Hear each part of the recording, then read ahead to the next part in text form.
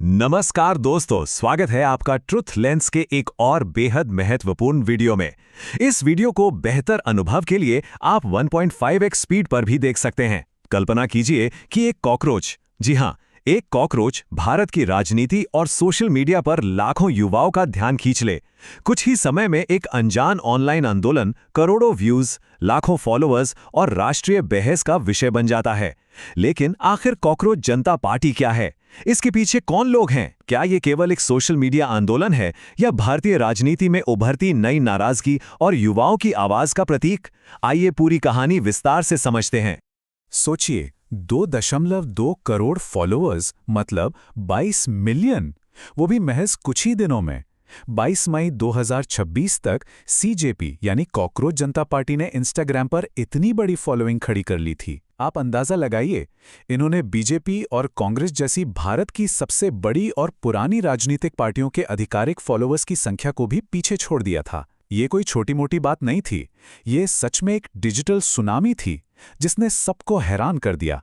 तो चलिए सबसे पहले इसके पहले भाग की बात करते हैं, कॉकरोच पार्टी का उदय। आखिर ये डिजिटल क्रांति शुरू कैसे हुई? इसकी शुरुआत की टाइमलाइन बड़ी दिलचस्प है। बात है 15 मई 2026 की। सुप्रीम कोर्ट में एक सुनवाई चल रही थी जहां चीफ जस्टिस सूर्यकांत ने कथित तौर पर कुछ एक्टिविस्ट और स्वतंत्र पत्रकारों के लिए कॉकरोच और परजीवी जैसे शब्दों का इस्तेमाल कर दिया। हालांकि बाद में उन्होंने सफाई दी कि उनका संदर्भ अलग था, लेकिन तब तक तो सोशल मीडिया पर आग लग चुकी थी। लोगों का गुस्सा भड़क गया और इसी गुस्से को एक आकार दिया अमेरिका की बॉस्टन यूनिवर्सिटी में पब्लिक रिलेशंस की पढ़ाई कर रहे एक भारतीय छात्र ने। इनका नाम है अभिजीत दीपके। इन्होंने बिना देरी किए ठीक अगले ही दिन यानी 16 मई को कॉकरोच जनता पार्टी बना डाली। देखते ही देखते 20 मई तक इनके 10 मिलियन फॉलोअर्स हो गए और फिर 21 मई को सरकार ने इनका एक्स हैंडल ही ब्लॉक कर दिया।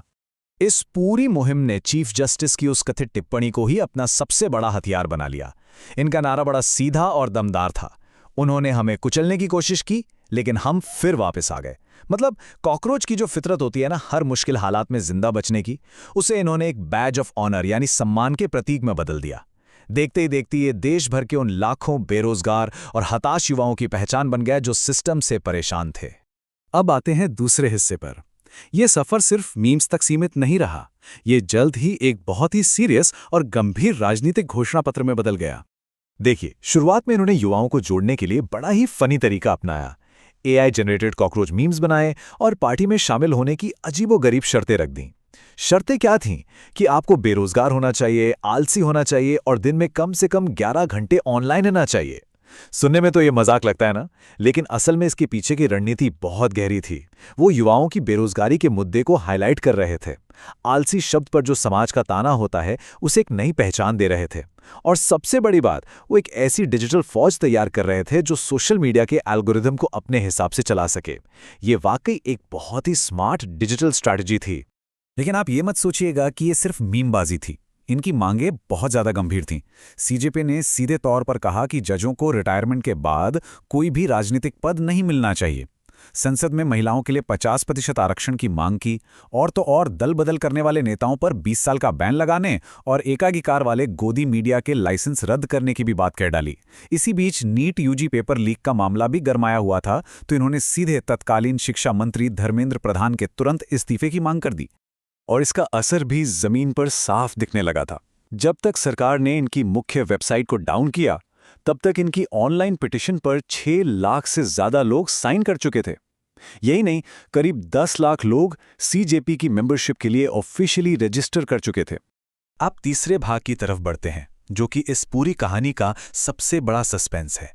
क्या इस सबके पीछे आम आदमी पार्टी यानी एएपी का कोई कनेक्शन था? आइए इस खोजी विश्लेषण पर नजर डालते हैं। दरअसल इस शक की सुई घूमी सीजेपी के संस्थापक अभिजीत दीपके की पुरानी हिस्ट्री से। वो कोई आम छात्र नहीं थे।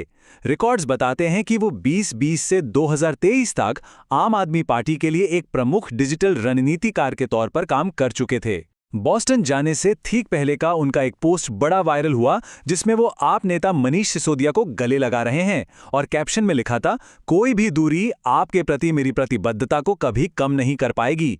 ये बात उनकी गहरी राजनीतिक निष्ठा को साफ साफ दिखाती है। और मजे की बात देखिए, ये जुड़ाव सिर्फ एक तरफ से नहीं था।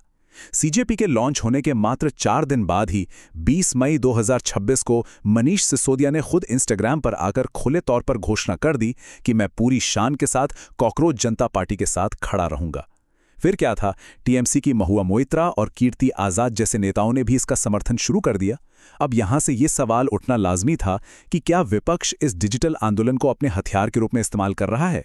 जैसे ही ये आम आदमी पार्टी वाला कनेक्शन सामने आया, सिविल सोसाइटी के कई जाने माने लोगों ने इस आंदोलन से किनारा करना शुरू कर दिया। पूर्व नौकरशाह आशीष जोशी ने तो अभिजीत को 24 घंटे का अल्टीमेटम तक दे दिया कि वो आपके साथ अपने संबंधों पर सफाई दें।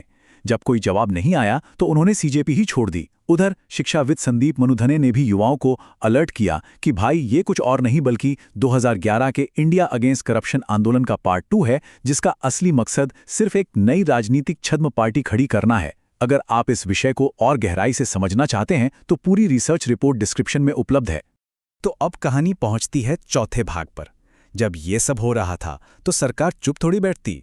यहां से शुरू हुई सख्त सरकारी कार्रवाई और डिजिटल क्रैकडाउन। सरकार ने 3 बड़े और सख्त कदम उठाए।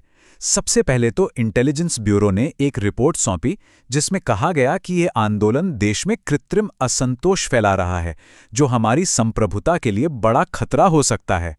इसी को आधार बनाकर 21 मई को आईटी मंत्रालय ने सीजेपी का एक्स हैंडल पूरी तरह ब्लॉक कर दिया और 23 मई आते आते इनकी जो मुख्य वेबसाइट थी उससे भी इंटरनेट से पूरी तरह हटा दिया गया।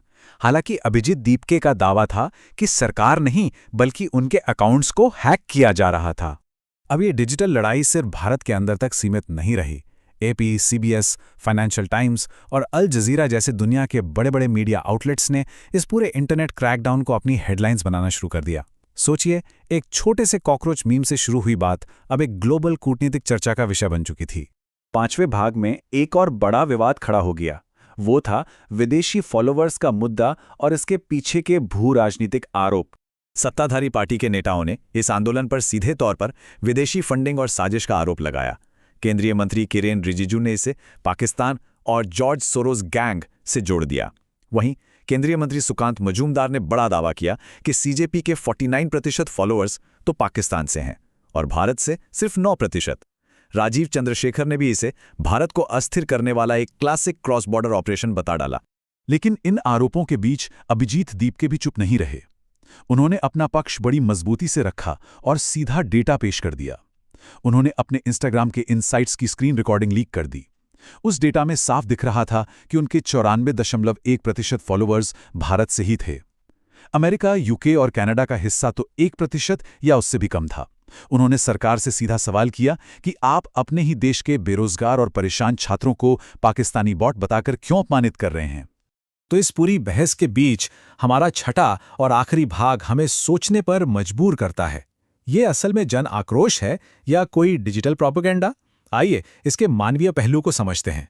देखिए, यहां एक बहुत बड़ा कॉन्ट्रास्ट या कहें कि विरोधाभास देखने को मिलता है। एक तरफ अभिजीत दीपके अमेरिका के बोस्टन शहर में पूरी तरह सुरक्षित बैठकर इस डिजिटल क्रांति को चला रहे हैं, लेकिन दूसरी तरफ भारत के महाराष्ट्र में छत्रपति संभाजीनगर में रहने वाले उनके माता-पिता को इस पूरी राजनीति की जमीनी हकीकत और उसके खौफनाक नतीजों का सामना करना पड़ रहा है। और ये डर उनकी मां अनीता दीपके के बयान में साफ छलकता है। उन्होंने मीडिया से कहा, मैं इसमें उसका बिल्कुल समर्थन नहीं करती, मुझे उसकी सुरक्षा की चिंता है, हम राजनीति वाले लोग नहीं हैं। उनके पिता भगवान दीपके ने भी बताया कि इस राजनीतिक उठापटक की वजह से उनके परिवार की रातों की नींद उड़ गई है। उन्हें हर वक्त बस इसी बात का डर सताता रहता है कि कहीं उनके बेटे को गिरफ्तार न कर लिया जाए। तो दोस्तों, इस पूरे घटनाक्रम और जांच के बाद अंत में कुछ बहुत ही गंभीर सवाल हमारे सामने आते हैं। क्या कॉकरोच जनता पार्टी केवल एक वायरल ट्रेंड है? क्या ये युवाओं की वास्तविक नाराजगी को दर्शाती हैं? क्या सोशल मीडिया आधारित आंदोलन भविष्य की राजनीति को बदल सकते हैं? वीडियो पसंद आए तो लाइक, शेयर, कमेंट करें और ट्रूथ लेंस को सब्सक्राइब करना ना भूलें। Truth lens, decode the reality.